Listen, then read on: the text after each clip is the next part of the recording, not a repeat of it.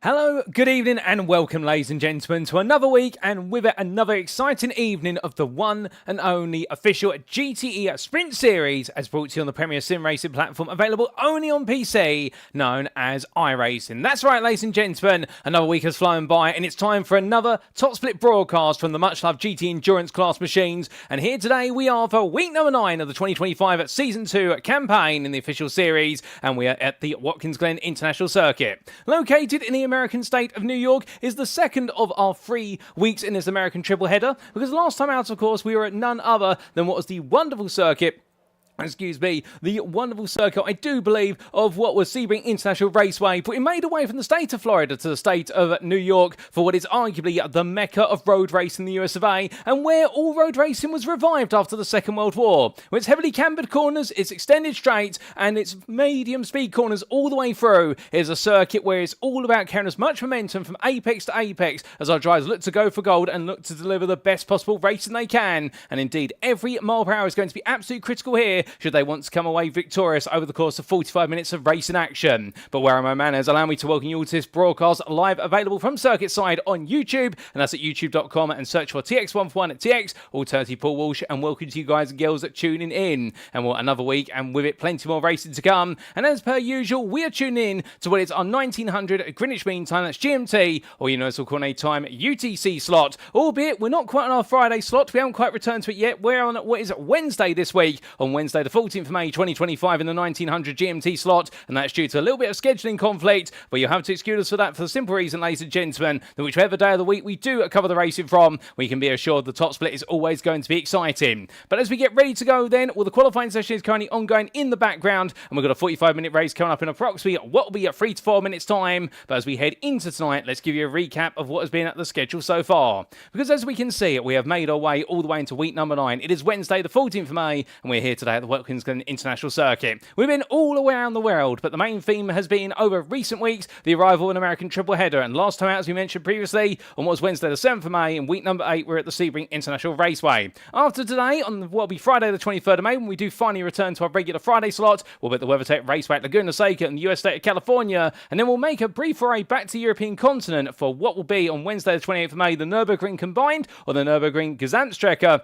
And after week number 11, then we'll head into our final week of the season, and we make our way back to the US, albeit for the state of Michigan, for the street circuit of the Detroit Grand Prix at Belle Isle. And our drivers will roar their way through the park of Belle Isle as they look to conclude the season on the ultimate high of victory. So a few weeks still to go, plenty of racing to look forward to. And as we head into our round for today, where we're racing, of course, where it's the full boot layout of the Watkins Glen International Circuit, and located near the village of Dix in Schuyler County of New York. Well, this is a circuit that's absolutely iconic for its circuit map. And thank you to iRacing.com, not just for their brilliant simulator, but of course the fantastic track maps covered within it. And as we can see here, 11 corners enshrined into a history with regards to the fact that this circuit has evolved over the course of what has been its extensive 70 plus year history. But the one thing that's always remained the same is the high speed, high thrills, and high risk with high reward nature of the racing circuit. And we're expecting today for many of our drivers to try and give it the boot when it comes to going full throttle if they want to come away victorious. But before we can go racing, a quick reminder of the rules. Setup wise, it's an open setup series with fuel loads restricted to 50%. That will mandate a pit stop over the race distance where drivers must take on fuel. Changing tyres is entirely optional. As for the race itself, the grid shall be set via a closed qualifying session, which is currently making its way towards its end, and the race shall commence via a rolling start, as is the tradition of the GTE Sprint Series.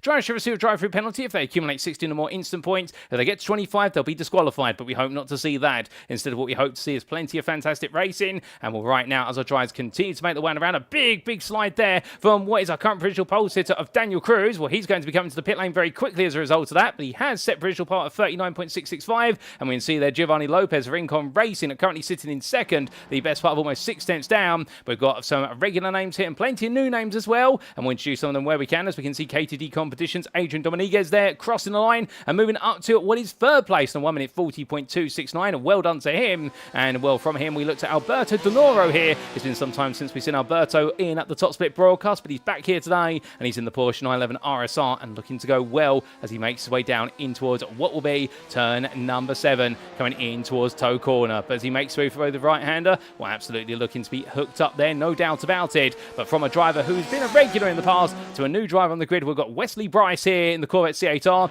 We've also got Tafan Tari, and I think also in the Corvette C8R there as he makes his way on around, and indeed on what will be his cooldown lap now. And we've also got Mav Gardner here making a return from last time out, of course. Many of you remember him, but some other names to look out for be Dimitri Alapin, also David Bouchard, and also Tetik Mihai. And I believe we also do have out there one more name, albeit it's escaping my mind at the moment, so I am going to have to cheat to take a look at my notes. And the other name being Luis Gaspar there. He'll be starting the BMW M8 GT today, and he's starting 6th on this grid provisionally so far, and we look forward to seeing what he's going to be able to do from that 4th right of the grid if that position stands. But as we do see Gardner making his way across the timeline to go on to what will be his second flying lap here, where he sets a 1 minute 43.517 for his first lap, albeit the best part of almost 4 seconds off the provisional pole time. So I think he's hoping for a bit more. Dimitri Alapin yet to get a lap on the board. I think opting to start from what will be the back of the grid in the Ferrari 488. It does look as though the majority of our drivers here going evenly split between what's the Corvette C8R and the Porsche 911 RSR, but we do have one BMW out there, and we also do have a Ferrari 488, and it's a strength of field of 3,116 here today, so not quite as high necessarily as our previous strength of fields that we've seen, albeit it should be said we've got 17 drivers who are absolutely eager to try and deliver without a doubt, and we look forward to seeing what they're going to be able to do as they attack the circuit. And well, you can be certain of one thing, and that is they'll give it their all in the hunt for victory. And well, the Watkins Glen circuit always delivering some fantastic moments, there's no doubt about it, and we hope to see plenty of those as our drivers make their way on through. But as they do, well, of course, qualifying is just one part of the story. The other part of the story will be having an absolutely brilliant run in the racing, albeit that's much easier said than done, given how close in the race, how close the racing can be. And well, we're not too far away now from seeing the drivers make their way to the grid, as we are just waiting now for what is one of our final drivers to make the way on through, and we'll see him do that very shortly. But as he does so, well, making his way on around right now is Gardner. He's not going to be able to complete this lap, so he will be taken to the pit lane. 8 minutes is up in qualifying, and therefore, ladies and gentlemen, it's time to head to the grid and see how they all line up for our one and only race today.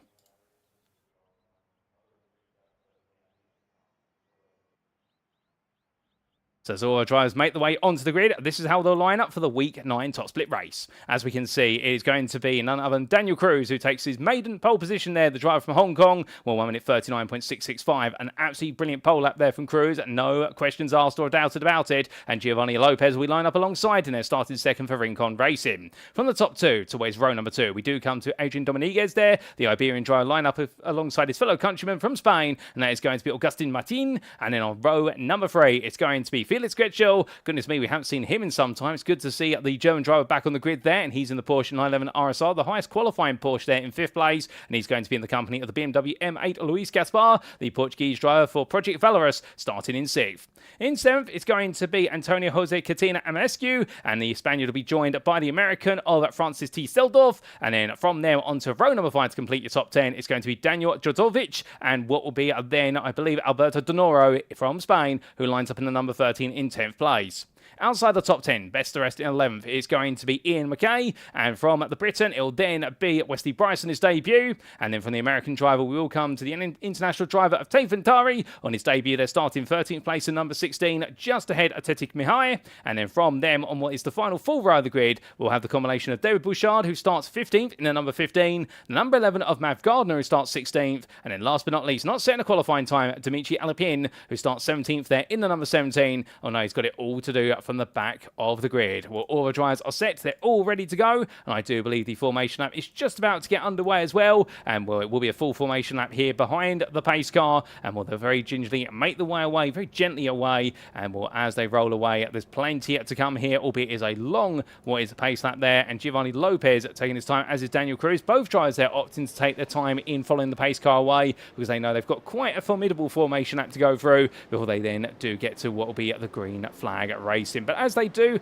an opportunity to get a little bit of tyre warming, also a little bit of brake warming in there. Of course, brake warming being so critical in the fact that these machines do not have ABS systems, so no anti-lock braking systems. The only ABS you have is that as a driver, whereby you need to modulate the brake and make sure you do not press too hard on the brake pedal, particularly in the early phases of braking, or as you will cause a lockup, and lockups are very difficult to dispel, particularly when you go into cold brakes. But also remember, as our drivers make the way around here, they want some tyre temperature, because they'll need every mile an hour they can as they carry the way from corner to corner and straight to straight. And and well, the more speed you can carry out of those corners, that's where the differences are going to be. But a wonderful camera shot there, that low camera shot showing the whole field making its way on through, and well, as it does so here, all the drives together, absolutely brilliant to see, albeit Wesley Bryce starting from the pit lane, I do believe, so opting there to demote himself from 12th to 17th, so that's going to promote will be Dimitri Alapin amongst other drivers up the order. And as we look back to driver who starts from the very back of the grid in the all-yellow Ferrari 488, well, the number 17 driver there will know it is going to be a long way forward, but then again, there's always a golden opportunity ahead,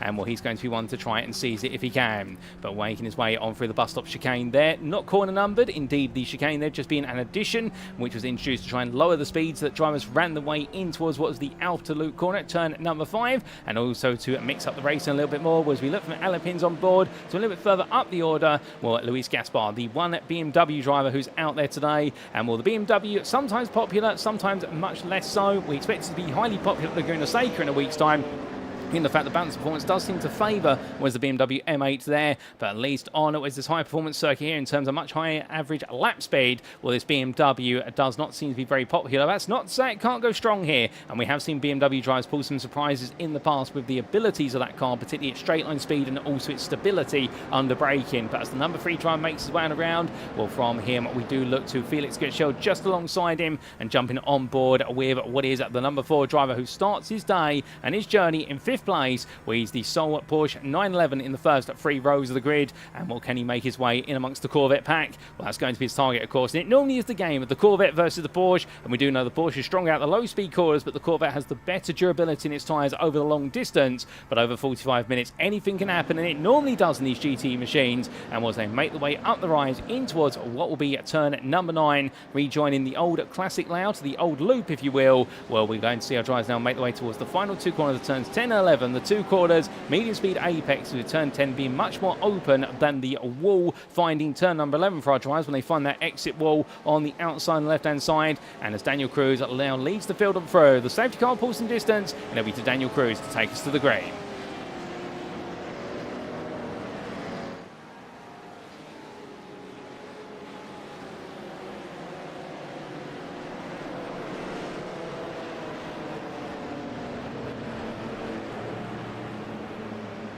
And it's go, go, go for Daniel Cruz. He goes as early as he possibly can, and we're racing here at Watkins Glen once again as they roll the one down. Cruz gets a brilliant start, but Augustin Martin, meanwhile, battling side by side with Giovanni Lopez immediately, trying to go around the outside here and does so. Lopez losing the position. Further on back, we can see that MSQ fighting hard with Francis Seldorf. Seldorf going around the outside as well, but now here comes the scramble. It's going to be 2 Corvettes into 1 corner. Jozovic versus MSQ. The 2 Corvettes going up the hill, and it's going to be then in the end, what will be MSQ holding on there in the blue and black machine, as we can see the M&M's Corvette losing out in the run, but also deciding to play it safe now as they make the way down the main straight. Or we can see a little bit further back, Tafantari looking for an opportunity versus Mihai, and also Bouchard looking for an opportunity there as the Frenchman, but under the braking they go, and they all stay where they are, all playing it safe, as meanwhile, having left the pit lane very happily, as Wesley Bryce is already trying to now make his way a little bit further up the running order. And well, Bryce, in fact, there you can see out of the pit lane and straight into the racing. But from them, as we now come back towards what will be a little bit further up the field, we can see side by side there, that's Gardner versus Bouchard, trying to go around the outside, and Gardner there absolutely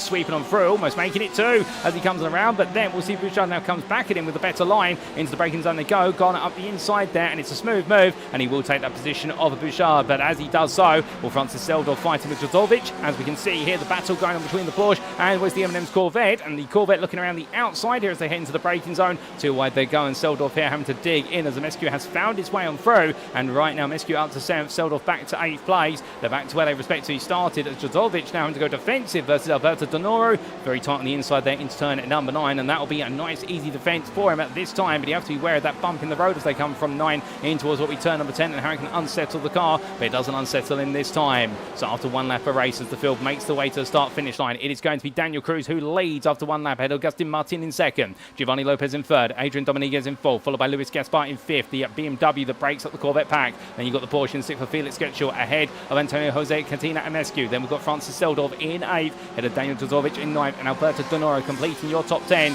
Couple of drives running slightly wide there. I believe that's Ian McKay taking a small trip to the runoff area, albeit he'll get away with it this time. And then we do see what is best to rest is Ian McKay, in fact, as the Porsche driver now makes his way in the hunt after Donoro, but starting to break away from Mihai, but conversely starting to lose the toe at Donoro behind, as meanwhile we can see here Tari and what is Gardner fighting hard here in the 270 caliber Corvette, and it's going to be a look up the inside there from Gardner, but he can't quite find the move, and he has to tuck back in once again, but definitely getting eager to try and make that move sooner rather than later. And well, that patience will definitely be found over time, and he'll be rewarded if he's able to stay there in the long run. But then again, Tari's not going to be any slouch, as he seems to be clocked in already as they make their way under braking it in towards turn number 5 and 6. All through 6 they come, and in towards 7, and making the way from the ankle in towards what will be a toe corner there. Well, right now no change. We can see a brief flash of the lights there from Gardner, and also Bouchard trying to get into each other's heads, but neither driver able to do so. But looking back towards the front of the field, and this is your second place driver Martin, as the number 5 right now starts off for a little bit of space to cruise your race leader. I think these two drivers racing for the same team, and Giovanni Lopez, meanwhile, I think he knows these two. I think they're two rival teams, if you will, but the Rincon Racing driver here, a little bit of a slide coming out of turn number 9, very easy to do. That shows that Lopez is pushing quite hard here, and will Lopez, no stranger to pushing hard. He is a multi-time winner in the official GTE Sprint Series and iRacing, and as he comes out of the final corner there, well, right now just trying to keep his rivals honest, as we do see a brief tap to the wall there from Gaspar's BMW, albeit nothing bad about it, just a complete flush tap to the wall, and he'll get away with that. It's when you hit it at an angle, that's when the problems occur. But further back we do see Bouchard battling with Gardner here, and it's going to be the Porsche looking up the inside versus Gardner. On the left here pictures Bouchard, but in the end knows he's not got enough leg room in order to go for the move, and opts to back out as he makes his way around. But we jump on board here with your 15th place driver as he charges wound through side by side in front. That's Gardner and Tari, and this time Gardner getting alongside here, coming on through the S's sequence, and as they make the way 2 wide through turn number 3, well, Bouchard looks one way then the other. He thinks about it. Does he decide to go 3 wide? He goes against it for now, but he is going to pick up the draft to the number 11. He's going to look to the inside here as they charge the way and through, and Will Bouchard in the end backs out there looking for an opportunity on the inside, but Tari was never going to let that go, and Gardner was never going to give Bouchard the opportunity to make it 3 wide there. So Mav Gardner now up into 13th, Tari down to 14th, and Bouchard stays exactly where he is in 15th currently as they make the way up towards what will be turn number 6, or should I say down towards it, of course. Getting on the brakes, a bit of a front lock up there from Tari. Tari getting a little bit eager on the brake pedal there, but you can understand he wants to try and get back at Gardner as soon as possible. But I think these 3 drivers right now also aware of the fact they've got a long race to go, and therefore they don't want to push too hard as Tari goes deep there coming through toe, and well, he gets the car settled back. But Bouchard by comparison getting a little bit of power oversteer there as he tries to push him through. It went from oversteer to understeer very quickly, and that Porsche right now not quite settling down, but I can imagine once he gets the fuel out the car he'll be finding a little bit more pace, as that is a lock up from Mihai, and Mihai going long there coming into what's heel corner, and this is going to be look around the outside from Gardner. He's trying to go for 12. He goes all the way around the outside. Does he get it done? And Mav Gardner absolutely does so there, as now Mihai's got the pressure of Tari looking up the inside of him. 2 wide into turn 10 they go, turns on in and just closes the door. That was very, very close there as they make the way towards turn number 11, and brilliant battling here outside of the top 10 right now. There's more to come, of course, further up the order as well, but this battling absolutely on a knife edge here as they're all fighting over which 12th place, albeit Mav Gardner's trying to pull away. So therefore Bouchard now looking up the inside again of Tari, but can't quite find it. Very eager to, as a lock up there from Tari again. The number 16 driver here struggling with front brake temperatures already as they come in towards what we turn number 2, and Bouchard looking up the inside there, coming on through 2 in towards 3. As you can see, Gardner under pressure from Mihai, and as they make the way onto the main straight, well, from there Francis Seldorf on the move as we see Felix Gretschel in contact there with what is, I do believe, that was a Mescu. The two of them coming together, and well, there's tears between the two of them. Gretschel to the barrier, and Mescu carries on here, but I can imagine the damage he's picked up. It's going to be a trip to the pits at the end of this lap, as I wonder whether we'll see Gretschel get his car back up to speed. And he does, he is able to get it back up to speed, but that damage is significant, and that is going to be a trip to the pit lane if I've ever seen one. But from them, it's all kicking off in the battle for second now, as we do see what is Agustin Martin going deep there, what is turn at number 7, and well, that's going to enable Giovanni Lopez to move back up a position as they roar the way on towards what will be turn at number 8, and well, Martin immediately looking for the counter-attack here, but not forthcoming. 2 seconds to the gap to lead now of Daniel Cruz, who is gradually pulling off into the distance. I almost said cruising off into the distance there, but I didn't think that the pun would be appropriate this time, and as they make make the way through turn number 9 and in towards 10. Well, the fight for second now is really taking precedent over chasing after the race leader. The only thing they can think about is potentially doing some fuel saving here, but if they don't and they fight even more, then Daniel Cruz might be starting to build himself a bit of a gap that could prove to be a race-winning gap come the end of it, assuming he doesn't make any mistakes. But those are much easier to avoid. Well, in fact, it's very much easier said than done when avoiding mistakes. And well, as the drive's coming through, that was a bit of a knock to the wall there for Daniel Trzovic, as we did see the Corvette, the M&M's Corvette, have quite an impact to the wall, albeit the car's still pointing in the right direction at the moment. But he's getting a little bit more eager to go to that wall on the exit at turn number 11 time and time again.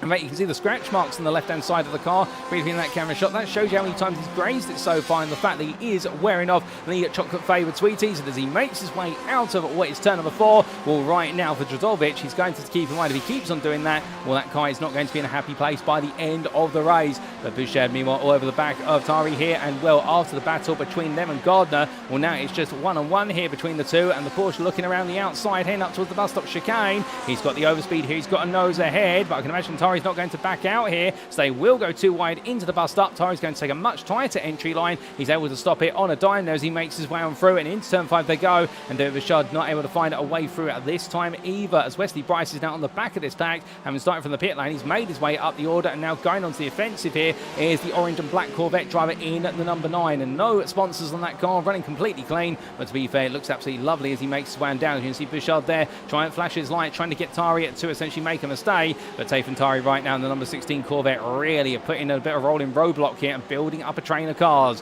But from the train towards the back of the field, back to Agustin Martin in the front of the field in third, whilst being passed by Giovanni Lopez. He's now falling backwards towards Adrian Dominguez, and it looks as though it could be a little bit of a struggle here for what is Agustin Martin, in the fact that it just does not seem to have the pace compared to the rivals around him, unless he's deciding to play a bit more of a strategic approach here. If so, it's going to be a strategy that he's going to need to try and find a way to make it pay off sooner rather than later, because right now it's definitely not potentially working out the way he wants it to as he comes into the braking zone for turn at number 1. But as he does that, we've got some replays to bring you, ladies and gentlemen, of what is only a couple of laps to go. And this is firstly what happened on lap number 4 to Felix Gretschel in his battle with, I do believe, what was Amescu as they made the way on through. We're side by side here into the braking zone for the bus stop chicane. Amescu on the inside, Gretschel on the outside, turns on in and finds Amescu there. And I think the two of them both trying to share the same space, and in the end, sharing that same collateral, having a bit of a coming together there, and well, a bit of a nasty one at that. We also did have what was separately some further fighting, and I do believe that was Giovanni Lopez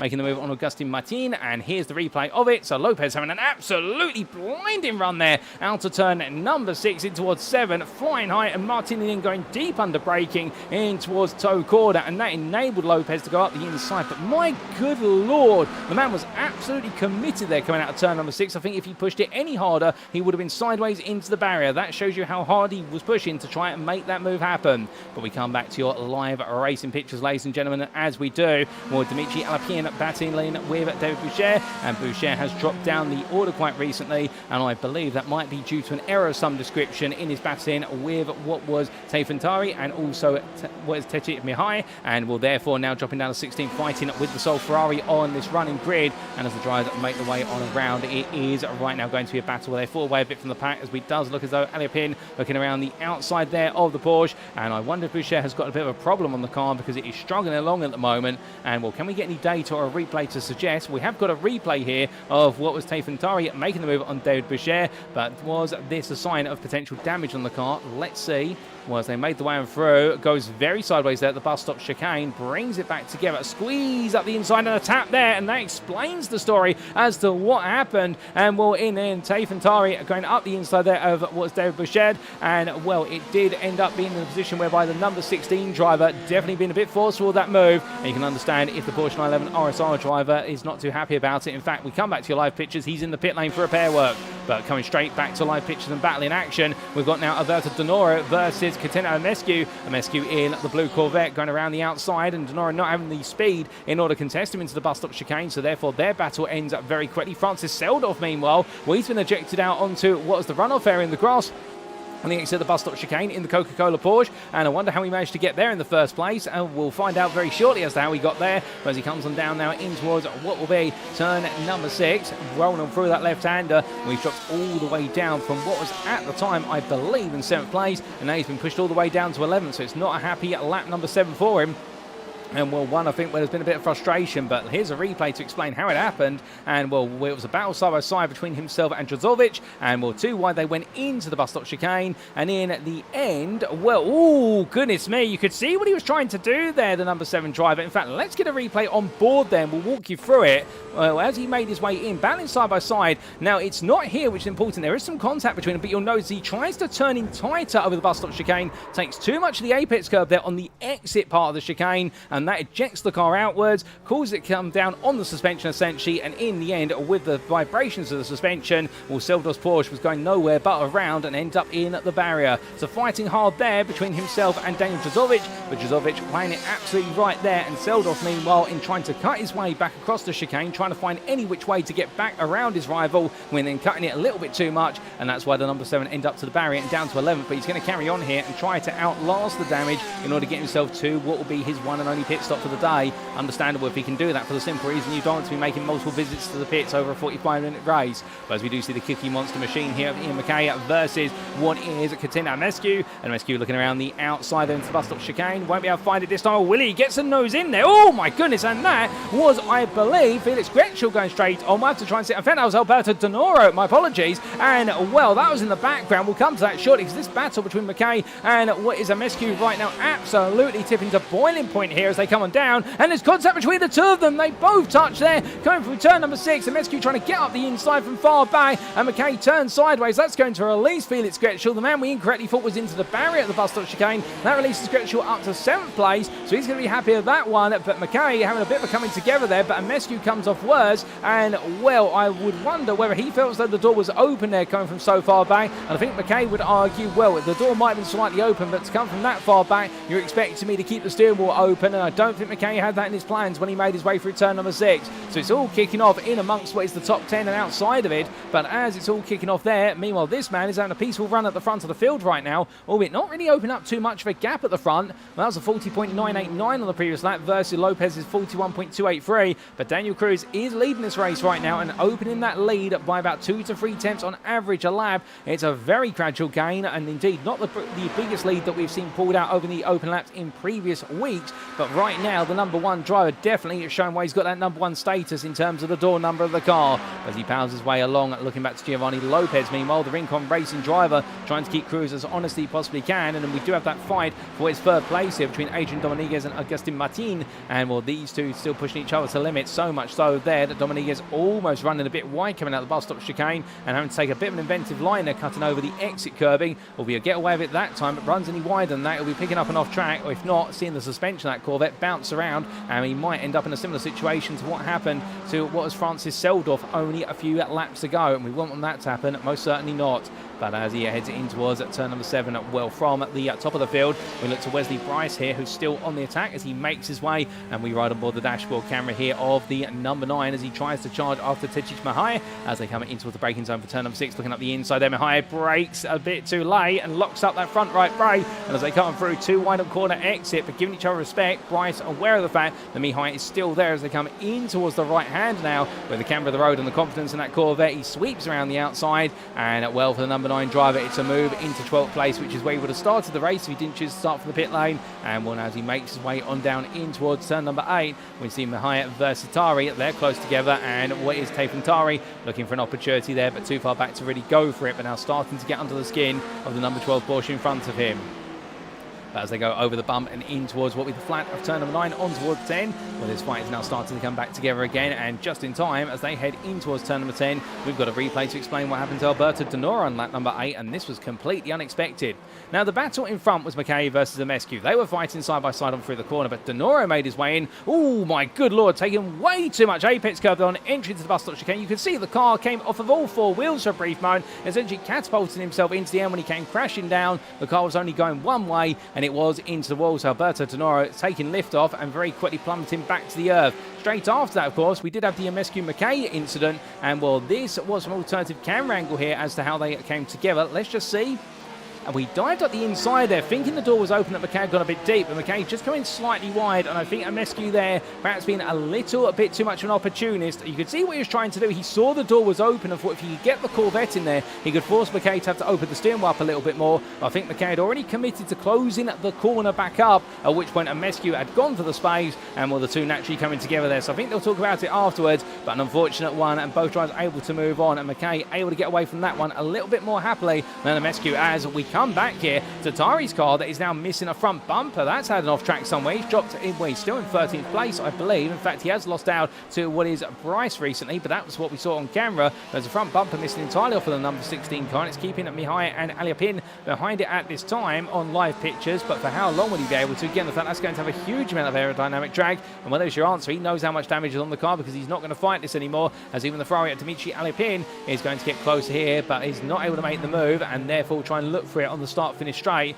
And you can see right now that Tari is absolutely struggling there, and well, Aliapin will stand behind him at the moment. But I think Tari's trying to send him a message, which is, please pass me, I'm in a damaged car. But Aliapin, I think, perhaps a little bit less visual experience of what to watch out for, or awareness of what's happened to that Corvette, understandably playing it cautious, and who can blame him as he does take the place in, and will Tari will be into the pit lane, but he may have just been able to extend his race long enough to get towards what will be the pit stop window, because we do sometimes see pit stops as early as minute number 18, I should say, over the course of the race. It depends on the circuit and how much fuel is used per lap and how many laps we can expect here. But right now, Tari and Alberto Denora in the pit lane, and David Boucher in the pit lane from earlier is back out there, albeit 4 laps down on the leaders.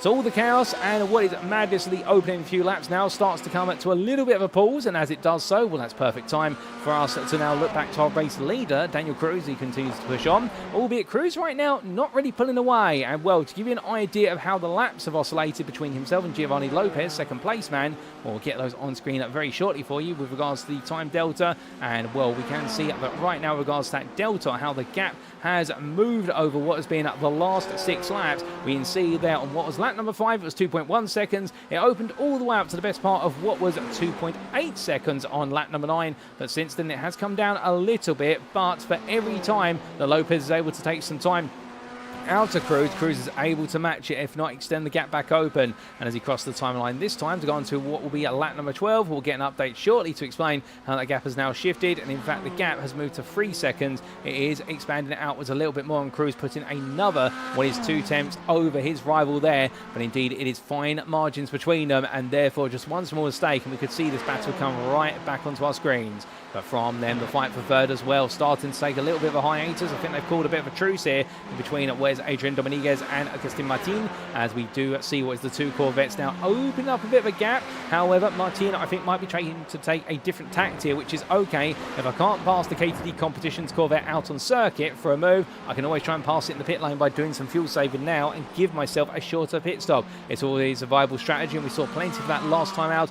What was the Sebring International Raceway circuit? Some huge strategic moves there. But meanwhile, speaking of huge moves, it's going to be a move here from what is Catena Amescu, looking around the outside of Gardner in towards the bus stop chicane, goes on through, and Mav Gardner there not really fighting it too hard, and I think cognizant of the fact that he may be on a different pace compared to the Spaniard, and therefore opting to simply tuck in behind and wait his turn a bit later on in the race in order to go hunting after other positions and well look for the attrition. And that's the one thing that we have seen from number 11 driver since making his debut last time out at Sebring, in the fact that he's one of those drivers. He may not be the fastest out there in this top split, but he's definitely one of the most consistent, and his consistency rewarded him at Sebring with a great finish, and he's going to try and do the same again today as he makes his way to return at number 7.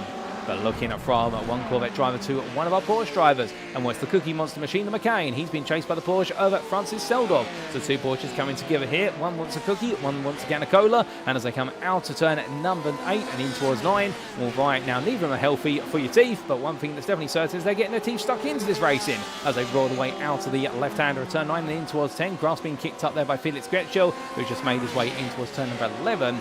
And McKay right now under a little bit of pressure, a little bit of damage on the car as well. where he's coming together with a Mescu in towards what's turn number 6, and McKay decides to come on in here. He doesn't want to fight, and Ian McKay being very direct in his approach to the pit lane in terms of the fact, as soon as he sees the field getting close to him, he's let it go. And well, I think this is for two reasons. Firstly, he wants to run his race at his pace, but also secondly, he knows that if he ends up staying out there any longer, he's going to end up battling with Francis Seldorf, and it means it could potentially ruin his strategy, which may be just to run a clean race all the way through. And also with the damage on the car that he did pick up, we might be able to do a little bit of optional repair work there, albeit the team will look it over and let him know how much time he'll need in order to do that optional repair work, and if it's a small amount, he may stick it. Alternatively, if it's a much bigger amount than he can cope, then he may decide just to go out there. And in fact, McKay making his way out the pit lane already after a 14.88 second stationary stop. I would imagine McKay there's not taking any repair work. He's just decided to go once again and deal with however the car's feeling. But with the pit stop now definitely in full force for some of our drivers, albeit we are in the 22nd minute. We're almost at the halfway point here. We've got quite a bit more to go in terms of that pit stop window, normally running all the way up to around the 35th minute. Track dependent, of course, but we do normally see it open up in the 18th minute and then come to a close around the 35th to 38th minute. Circuit, fuel saving, and everything else within tolerances. But right now, with the strategy starting to play a bit of a nature into this race, well, it's anybody's guess as to where we could see our drivers make their way into the pit lane, or when, I should say, and when they do. Excuse me, well, then it'll be all about who has been able to save enough fuel, and alternatively, who's able just to get the pit stop right, because of course, getting yourself stopped directly in front of what will be your pit stop marker is all just as critical as knowing how much fuel you've got to put in the car, because every little second, every tenth, every hundredth matters in the pit stops. And well, for Adrian Dominguez versus Agustin Martin, that is going to be one of the big factors here as we ride on board, looking back from the third place car in number 6, Martin there in the number 5. The two Corvettes still push each other onwards. Gap 2.5 tenths as they make the way towards the bus stop chicane. It will oscillate, of course, given what is the concertina effect of that braking zone. But right now, nothing between these two. They're practically matching each other for lap time, lap after lap, to the 10th, if not the 100th. And therefore, it is now, well, it looks as though they'll be locked into a fight for third. Although saying that, it's only 2.1 seconds to Giovanni Lopez. Lopez is not really pulling away from this pair. They are on similar pace, but I think where we see Dominguez and Martin fighting earlier on, that's what's enabled Lopez to just pull off into the distance a little bit. But you can understand if we could even see Lopez pull back into this battle before all is said and done, if he makes one mistake or these two just get a bit of a hurry up on the pace. But coming down the back straight, and as they do in towards that braking zone for turn number 8, well, from them we look to a Mescu. Oh, goodness me, as soon as we come to where's Mescu, it's the same corner as we have the contact of Ian McKay, and well, that's the car to the barrier there, and that was Francis Seldorf who's had a big moment into the barrier. Well, we're going to need to get a replay of that, and thankfully we can get one immediately as to what happened. And here is the replay, ladies and gentlemen, between Francis Seldorf and was Antonio Jose Catina and Mescu. So as they made the way on through, Seldorf covering the outside there, Mescu to the inside, and well, goes a little bit deep on the corner there, albeit I think Seldorf coming quite down hard on the Corvette driver, but I think both drivers trying to contest the same space again. Slightly different from the instant between Mescu and what was McKay, but definitely right now Mescu not proving to make himself popular with the Porsche drivers around him at turn number 6, as it does seem to keep happening there between himself and the Porsches. But coming on back to what is your live racing and Francis Seldorf in a wounded car, I can imagine that is going to be crawling into the pit lane soon, in the fact that he has got the opportunity to come into the pit, and therefore he'll come in from 11th place. And in fact, you can see the body language of the car there, sliding down to make sure he respects the pit entry line and makes his way around the limit, all gone very quickly, and he will be in for what will be his one and only pit stop, but it will be a long one given the repair work that needs to be done to the car. But coming on down, and from him we look to Adrian Dominguez, who's still in third, and Martina is still with him here as they come on down. Lopez open up that gap to what is 2.5 seconds now as they roll on through at what is turn at number 6, and Lopez now starting to get the hurry up there from the team on the radio, most likely to say to him, look, you're going to be coming in soon, you need to push a little bit, give us some security from what is the battle for third, so that way you can focus on the battle for second, if not first. And Daniel Cruz off into the distance of 3.5 seconds. It's not much, but it's enough to keep him safe, and that will be the full process for the number 1 driver, as the number 2 driver meanwhile just tries to continue to push this race forward. They head up in towards turn at number 9, run his way in towards the left-hander. All right, now the Rincon racing machine looking absolutely composed, and well, from a driver up towards the front of the field in a Corvette that's looking composed, to a driver who towards the back of the field, albeit currently in 10th place, looking happy out there. Well, Wesley Bryce right now in the number 9 continues to make his way forward, having now gained 2 places over where he effectively started the race, albeit with the pit lane start, of course, going all the way to the back rather than that 12th place starting slot on the grid. But as he rolls his way up towards what will be be turn number 9 this time. His next target will be Mav Gardner, and he is catching Mav Gardner at a rate of what is 2 attempts a lap, albeit it's not a huge rate, but I think he'll feel as though if he can carry this on, he may have an opportunity there to go hunting after 9th place and see what else can come his way. Also, we have to keep in mind Ian McKay did have an earlier pit stop, and therefore McKay is in the hunt versus Bryce, and also we may see some other drivers mix it up on pit stops as we do see into the pits what is MSQ there making his way on down, and as he does so, it will be a slightly damaged car, particularly that front right hand side of that Corvette will be wearing some war wounds, and as it comes in towards its pit stall with the number 8 there will be serviced, and well, it'll be his one and only service of the day. He'll release some cars around him, but his thought process will be get back out there and go hunting once again. But from him, we look to Daniel Tuzovic and the M&M's Corvette right now. And definitely having a bit of a scrappy start to the race compared to how it wanted to start the race, but since then has been enjoying the run, no doubt about it. Currently in 6th place and chasing after Luis Gaspar, and well, the two of them practically match each other on lap time, and in fact, to put it in the perspective with regards to the lap times between the two of them, here they are on the bottom of your screen, and you can see pretty much what his instances minus was lap number 13. For everything that Gaspar can do, Tuzovic can also match it, so oscillating back and forth in terms of those respective lap times, and the natural trend has been that Tuzovic has moved a little bit closer to the back of Gaspar over the last couple of laps, by the best part of a net 2/10 of a second gain, but still there's plenty more time to be gained here as we've got plenty of race distance remaining, but it's going to come down to consistency. But the one advantage the Corvette does have over the BMW is the tyre life advantage. We do see the pace maintained more easily in the Corvette on average from equal drivers in the machines. It's not going to stop with our BMW driver there, Gaspar, pushing as he makes his way into the pit lane, and well, in he's come. He's had a bit of a lock up there on pit lane entry by the looks of that smoke cloud clearing, and was they all make the way on down. Well, your race leader now is Adrian Dominguez, who has been able to save enough fuel to go one more lap in the KTD competitions machine, and he was in 3rd before the pit stops occurred amongst what is our top 10. He's the only driver so far to go onwards to what will be a 17th lap, albeit Wesley Bryce, I believe, is also going to do the same, in fact, as Bryce is back out there. Daniel Cruz leaves the pit lane. He was your leader before the pit, and he's returned in 2nd place, and we would imagine that he's going to come back out as your leader once Adrian Dominguez has completed his pit stop. Wesley Bryce, meanwhile, up to 3rd for a temporary moment, but surely will be into the pits at the end of this lap.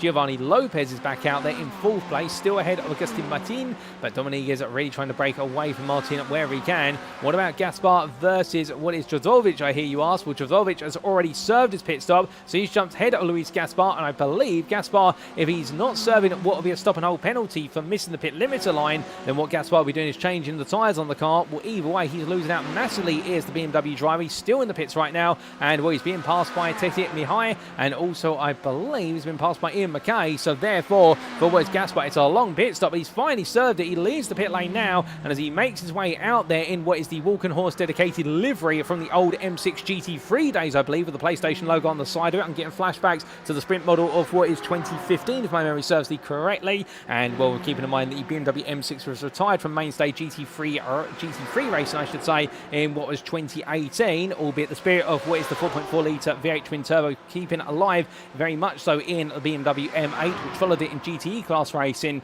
and subsequently we do have the BMW M4 6-cylinder machine in what is GT3 racing nowadays, the successor to the M8. But the key point being here that Luis Gaspar, with what is a 53.02 second pit stop, we believe that's a change in all 4 tyres on the car, which is going to have a car that he can really push hard now in the second half of this race.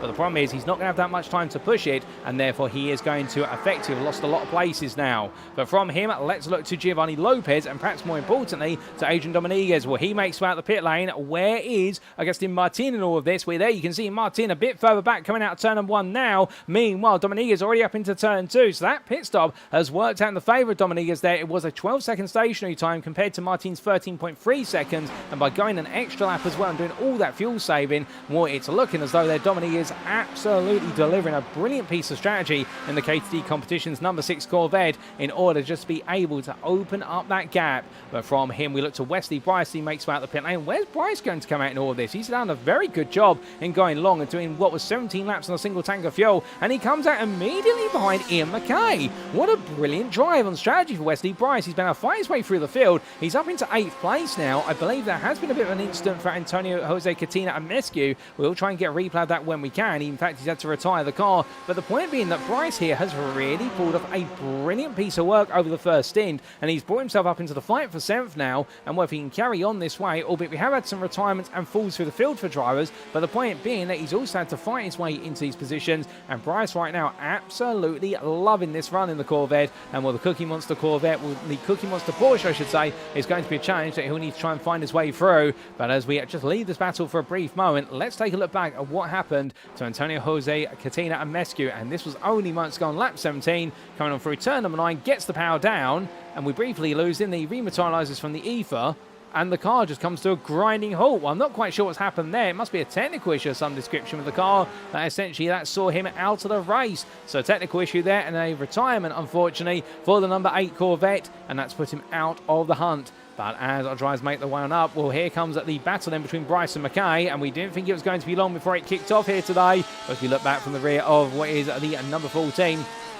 starting in 11th place, it's made its way up to 7th, and McKay right now is not going to let these places go willingly. Will Bryce neither have fought his way up through the field from the very back of it after the pit lane start? Was these two drivers that make the way on up? They both had their own unique stories. Sparks fly from the underside of the cars, and as they roar their way down the start-finish straight, they've got the best part of another 14 minutes plus the final lap in which to contest this position, with a 10-second gap to Jozovic in 6th, and then what is a 12-second gap to Mihai all the way down in 9th. I think they've got the freedom to fight here for quite some time, albeit technically Mihai is able to find out these two are fighting. That may just galvanise him to push a little bit harder, but speaking of pushing on here, well, here comes Bryce in the tow. McKay going defensive on the inside, then up towards the bus stop chicane. It's going to be a long run here. You can see Bryce immediately making it clear he wants the outside. McKay on the inside there, tucks in, and well, it's going to be Wesley Bryce who absolutely sweeps on through there to move up into 7th place. But can McKay now try and come back at him is the question, and I think the answer is no, he can't at this time. And the Corvette driver just pushing onwards as the Porsche 911 RSR watches on in the distance and just tries to shadow him now for the remainder of this lap. But from them, look into your second place, man. This is Giovanni Lopez versus Adrian Dominguez, and you can see how much time that Lopez was able to maintain in the pit stop, but more importantly, Dominguez was able to gain between himself and was Lopez and Martin behind him. The fact he's moved himself much closer in terms of yardstick to the second place man of Giovanni Lopez, and they come across the line this time. Well, Lopez this time a 41.640, Dominguez a 41.164. That is half a second faster. Dominguez is flying here, runs very wide, however, at turn number 1. That is going to be an off track. I don't think it's going to count as what will be an automated slowdown penalty being applied to him. But right now, Dominique is pushing very hard. But pushing that hard, he's got to be careful he doesn't push himself towards a drive-through penalty for track limits. And as these two make the way down the main straight, in towards the bus stop chicane, well, Dominique is absolutely on a push here, and in fact closing up so close to the back there of Lopez. He goes a bit wide coming through the bus stop. I wonder if the dirty air there and also a lot of speed carried in just caused him to wash out slightly as we ride on board with the number 6 driver in towards the braking zone for turn number 6. He's definitely giving it everything here as he gives chase to second place. So Agustin Martin 3 seconds back and not really closing, if anything falling away from these two at the time. And we're in towards the braking zone for turn at number 7. They go through toe corner, and Dominguez here, well, you can see really trying to maximize those lines, carry all the speed, but a big dollop of oversteer there on corner exit, and that's the problem that Dominguez is now encountering. Firstly, he's in the dirty air zone of the back of Lopez's Corvette, so naturally that is going to cause the front end downforce to gradually whittle away, so he'll naturally now start to understeer on corner entry, and as he does so, he'll be applying more steering lock in order to try and counter that. It's the natural thing as a driver that your hands want you to do. Your brain says to you, well, if I'm not making the apex, then turn the steering wheel a little bit more. But of course, the problem with that is when you then get to corner exit, well, firstly, you've already scrubbed the front tyres quite hard as a result of applying more steering lock, but secondly, when you try and get the power down, saying the rear tyres have got to work with front tyres that are pointing in a less straight line than they were previously when you try and do the same corner. And Dominguez finding out very quickly what happens when you push to that limit, and the gap has now reset itself to back to 1.1 seconds. He runs very wide again, coming out of turn at number 1 was he rejoins there. Well, Dominguez, I think, has just pushed the tyres too hard on that previous lap, and now already feeling the effects, and those effects are that Lopez is able to pull that gap back open and feel a little bit safer. Now the gap is up to 1.2 seconds. But roaring their way on down the stretch in towards the bus stop chicane as that gap now calms down in terms of how close it was getting. Well, have we got any other close gaps out there or gaps that are coming together? Well, we haven't quite at the moment, but what we do have is Dimitri Alapin, and when a driver we haven't really talked about today, having started from the back of the field in the number 17, the Ferrari 488 driver, the only Ferrari here, enjoying a very fun run, albeit it should be noted that he does have Luis Gaspar closing up behind him, the man who took all 4 tyres in the pit lane, and as Gaspar runs very close to the wall, then the BMW M8 in the rear of the picture. Well, Alapin at that time around a 42.463. Gaspar, meanwhile, was a lap time of 42.301. So even on fresh tyres, only gaining 1.5 tenths, but there could be a bit of a battle between these two before this race is said and done. Tetic Mihai, meanwhile, was half a second slower compared to Alapin, so the fight for 9 could be well and truly on here in the final 10 minutes. We'll have to wait and see whether it's going to be Tetic Mihai who's closed up to first by Alapin, or whether Alapin's closed up to by Gaspar. They are equidistant to each other, so anything can happen before all is said and done between them. And boy, it's going to be interesting as they continue to push onwards and rolling on around. We do see what is there. Mihai rolling off of the apex of turn at number 5, and right now just keeping those smooth lines is all he can do here in order to try and maintain that gap. I don't think he can push any harder. I think he's at his limit of his pace right now, and as a driver, when you know where your limit is, the next thing you've got to do is be as consistent as you possibly can, and that consistency is the key part in these GT machines in order to extract the most out of them. In the fact they're wonderful to drive, but the finish, you push them too hard, particularly say the Ferrari 488, which is a very sensitive machine in terms of its tyre temperatures. You push it out of the operating window and the car will let you know very quickly. The brakes will start to feel very awkward to use in the fact they will want to lock up quite aggressively, and the tyres as well will start to bite back on corner exit and say to you, there's no way you're getting traction here. We're going around for a spin. There's a big lock up there on the front left brake for Alapin in towards turn number 9, just carrying a little bit too much speed into the braking zone there, a little bit too much eagerness on the brake pedal. So easy to do, particularly when you're changing road surfaces from the boot layout to the classic layout there. That change of road surface being pronounced, that bump in the road that we're talking about earlier, and was he just grazes the wall there with a flat of the rear left tyre and bodywork. The sparks flying there. Dimitri Alapin pushing hard to try and make up for that mistake versus Mihai, gains another 1.5 tenths on him, and Gaspar meanwhile 3 tenths faster, and Luis Gaspar right now absolutely on a mission to give chase as we ride on board here with the BMW M8 driver as he takes us on to what will be a flying lap of the circuit. Well, as he does so, we're trying to fly high as much as possible, but this BMW right now absolutely roaring. The only front engine rear wheel drive machine on this grid, all the others being mid-engine rear wheel drive. But as we can see, the number 3 driver here right now, well, it's a speck in the distance, it's Alapin's car, but if he can see it, he will chase after it, and Gaspar absolutely doing everything as clockwork as he can in order to do so. But of course, the downside is BMW doesn't have as much rotation as its rolls by default, given the distribution of the drivetrain and the engine positioning, but therefore it makes it a much more stable car, and one whereby it's easy to get good times in, but it's challenging to get the most out of it as he fights for a bit of understeer there to now turn number 6.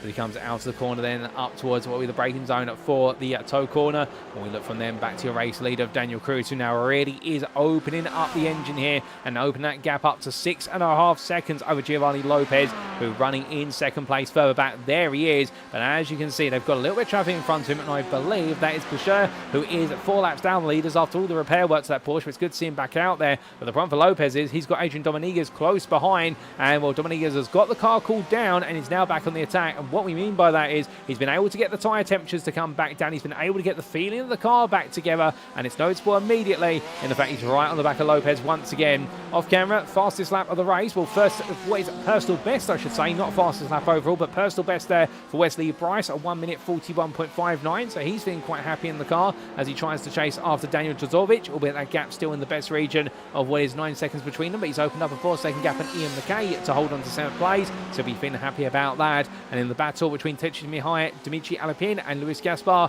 well, right now it's looking more and more like Mihai and Alapin are going to have a bit of a coming together in a battle in what might be the last lap of the race, as Mav Gardner is in the pit lane as look out my commentary booth window. I wonder whether that might be for track limits and therefore for an instant count and therefore a drive-through penalty. We'll have to see if he does end up getting served. Perhaps they've underfueled the car slightly, and if so, that will be a bit of an upset for the driver who's definitely had a good run here today. As we continue to look at the leaders here, making the way on through, and in fact, Mav Gardner's car is stationary in the pit lane, so therefore he is putting some fuel in the car. It's a quick splash and dash to get the fuel in at 6.42 seconds stationary as we had the data fed through to us, so opting to put the fuel in, given the fact the car was under-fueled in the pit stop, and well, a lot of drivers do try to under-fuel a little bit on the hope that they will do some fuel saving in the second stint, or they'll save fuel off one of their rivals, and it hasn't worked out for Mav Gardner this time as Giovanni Lopez comes up onto the rear here of David Boucher as he makes his way out of what is turn number 4. Onto the inside he'll go. The Porsche driver there just holding that outside line. A flash of lights from Dominiguez, practically saying to him, look, you're going to let me go as well if that's okay. And well, Boucher immediately responding in kind as they make the way through the bus stop chicane. So this battle for second place is not interrupted. It carries on. Lopez versus Dominiguez. But right now, these two absolutely push each other to the limit as Lopez there practically running to the outside wall in the exit of turn number 5. They're allowed to do that. But of course, the deeper and deeper you run out of that corner, you've then got to get the car back onto the main tarmac, as otherwise you risk running to the grass as you make your way out of turn number 5. But Lopez pushing it to the absolute limit as these two titans of the grid pushing as hard as they can in their Corvette, and will one of them surely going to finish second over the other. But will it be Giovanni Lopez or can Adrian Dominiguez find a way in order to get right alongside towards the end of the day? But through the right-hander turn number 9, turn number 8 they go, I should say, through Hill Corner and up towards turn number 9 on the rejoin here, bouncing the way and through. And right now, Dominiguez, he gets within about half a second to 6/10, and in the car hitting that wall of dirty air, it just does not want to move forward at that point. And I do wonder there whether Dominiguez just not comfortable in that dirty as Lopez running a bit wide there out of turn number 10, and it doesn't really help him, it only hurts him in the fact he will pick up an instant point as a result of that run wide as they come down the start-finish straight. Then with what is 4 minutes to go, well, based on the lap count we've seen and where our race leader is, we are expecting there to be 3 more laps this Watkins Glen circuit, including the lap they've gone on to. So we will see 27 laps turn before that checker flag does fall, and well, Daniel Cruz may be comfortably leading, but the big question mark is who's going to be the man who finishes in second, and that seems to have been the question that we have seen over what's been the last few weeks of the GTE Sprint Series, and the fact we've normally had a runaway winner, but then the fight for the podium positions has been absolutely now bitingly close, I should say. Let's get our words right. But as they roar the way through the bus stop chicane, Dominiguez very close there, gets an absolutely brilliant run. It's a golden run there into the outer loop corner, and Dominiguez now within 2 tenths, they make the way through. Is he going to look for a move here into what will be the inner corner, the left-hander turn number 6? Well, if he's going to go for it, the one thing will be here, he will need to see that the door's wide open in order to go for it, and some drivers have gone for it previously, such as the MSQ, but it's not worked out. But Dominiguez playing it safe, and right now just trying to maintain that pressure as they come through a hill, what will be toe corner, and make the way onwards towards hill. But a little bit of counter steer needing to be applied there by Dominiguez, getting some wheel spin as he tried to get the power down. And right now the Corvette driver very close. He will be at the peak of receiving the draft down the straights, but the dirty air in the corners. But it's not upsetting now. I think he's finally figured out how to get it right. And you can see Lopez there with a little slide coming out of hill corner, and then towards turn number 9. Well, the second place man in the number 2, he's not feeling 100% confident and comfortable in that Corvette. Neither driver here is on rails right now. They're both pushing it to the limit. Well, Lopez, he's got clear track in front of him, so what he's got to do is just simply push harder and harder here in order to get the best possible lap time. Adrian Dominiguez, meanwhile, he's got to do all the work of trying to offset the dirty air. You'll notice that's why he turned in earlier than to turn 11 in order to offset was the potential understeer. Did it absolutely perfectly,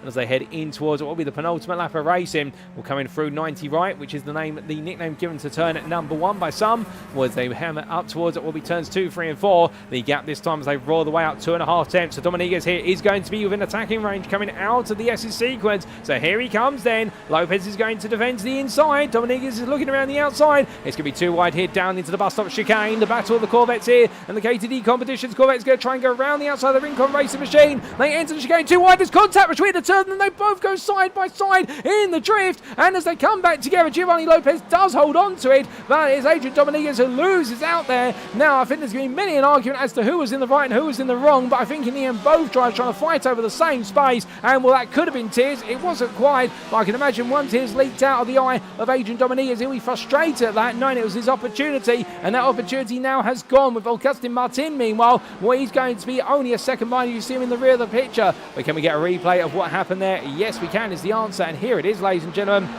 And well, it's open to interpretation. Do let us know in the YouTube chat your thoughts on this one. But something tells me it might be a bit of a racing incident. And as they made the way down, side by side, they went in towards the bus stop chicane. Too wide there, practically nose to nose and side to side. They made the way through. And oh, goodness me, that camera angle would suggest there that Lopez coming across Adrian Dominguez. But I don't want to give any more thoughts, and I don't want to suggest who's in the right or who's in the wrong for the simple reason that stewards have plenty more camera angles than we do. But definitely both drivers there fighting hard, and it not working out for either of them. But Giovanni Lopez has retained the position, and Adrian Dominguez has gone back to third place as they head on to what will be the final lap of racing today. Separately, we have had an incident for Tetris Mihai, who's had to be towed to the pit lane with only a lap to go, and that's going to release the number drivers up the order. What's happened to our driver who was at the time in the number 12 running comfortably just outside the top 10, and this was into the bus stop chicane. Here he was. You can see Alapina right behind him, albeit coming through the chicane. Does it claim another victim at the bus stop? Yes, it does, on that cheeky second half curbing, and we just took it a little bit too high, and the car bounced out wide into the wall and will collapse suspension there, you can see, and that's why he's had to tow to the pits.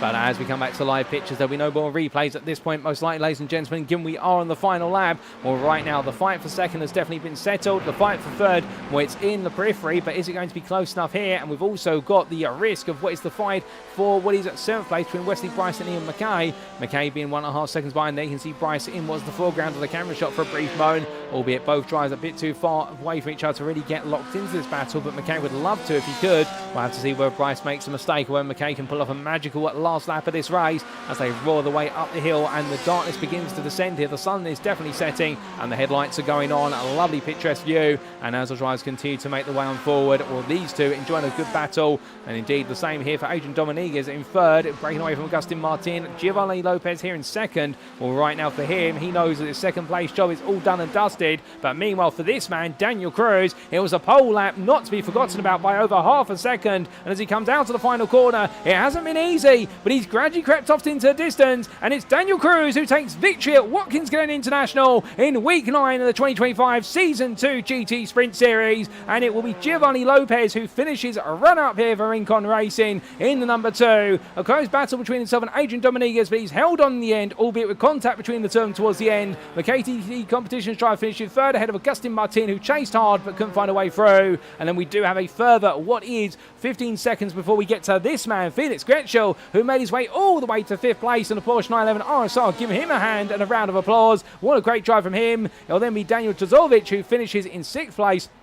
in the M&M's Corvette, having started 9th, making his way up through the field, and he'll take that position with arms wide open. And then we do have a bit of time before we get to Wesley Bryce in the number 9 Corvette. And how about this? He qualified 12th, started from the pit lane, and has made his way all the way through to a 7th place finish, just ahead of Ian McKay there, and the Cookie Monster being left unfed and having to take 8th place instead as McKay comes across the line. And from those two then to Dimitri Alapin, who is going to make his way on through to be the last of our lead lap finishers. And what a 9th place finish there for the man who started last on the grid in terms of where he qualified. He didn't set a lap, and the Ferrari 488 in the end comes home in 9th place, a top 10 finish, but he deserved one of that for the Ferrari, with Luis Gaspar completing your top 10 a lap down in 10th ahead of Mav Garda, who was best of the rest in 11th. But what a 45-minute race, ladies and gentlemen, no doubt about it. A 45-minute story there, where I think there were plenty of sub-stories and sub-chapters, as we do see Wesley Bryce there taking the non-bus stop route to make his way on around on what will be this cool-down lap. But as he cools it down, well, let's bring the tempo down as well and take you through those race results subject to any stewards' inquiries, and here they are. So after a grand 45 minutes and 27 laps of racing at Watkins Glen International for week number 9 of the GTE Sprint Series on iRacing in 2025 Season 2 schedule, we saw Daniel Cruz there take victory in this top split race for the privateer outfit ahead of Giovanni Lopez, who in the end for Rincon Racing, he threw everything he could at it, but didn't have enough pace to bring down Cruz, but he kept him honest and instead had to focus more on fighting for second, of which he was able to hold on ahead of Adrian Dominguez. The two separated by 2 seconds, but that's not really the story of their race, and in the end it was much closer until their contact to the bus stop chicane. Dominguez in the end settling for third, and just in time keeping himself 1 second clear of Agustin Martin. And then from the top 4 of Corvettes, we had our Porsche driver Felix Gretschel, who finished 5th place and a brilliant drive in the number 4. Daniel Jazovich in 6th as well, the M&M's Lithuanian driver in the Corvette, Driving an absolutely solid race, and he held off Wesley Bryce. Bryce using strategy and smarts out on circuit to move his way all the way up to 7th. What a driver in the number 9, the American driver, absolutely bringing himself through the field, with Ian McKay in 8th place there. The Briton not quite on the pace compared to the top 7, but another solid drive as well, and showing in that Porsche that sometimes all you got to do is be cool, calm and consistent, as well as be a bit of a cookie monster, and that's how he got the job done in the number 14. Dimitri Alapin, 9th there, having started from the very last spot on the grid, the Ferrari 488, the lone Ferrari there, making its way up the order gradually over the distance, and Lewis Gaspar there finishing a lap down for Project Valorous, but in the BMW M8, showing some great pace in the early stages, but the Portuguese driver in the end losing out in the second stint, but not losing out in the top 10 finish. Mav Garner was 11th there, best of the rest, but a second pit stop really cost him from finishing inside the top 10 due to underfielding the car. And then Techitsumi Hyatt with that late contact to the wall coming from the bus stop chicane, having to settle for 12th for a retired car, albeit will be classified as a finisher. As we'll see for David Bouchard, who did in the end finish the race under his own steam after the early stage contact in the first stint, where he made it home in 13th place, 4 places down. But give him a round of applause, ladies and gentlemen, because the Frenchman there embodying the spirit, which it doesn't matter how you start, you finish the race regardless. And Tayfun Tari as well, 4 laps down in the end there. A difficult end to the race, another 14 driver, but still plenty of positives to take from today.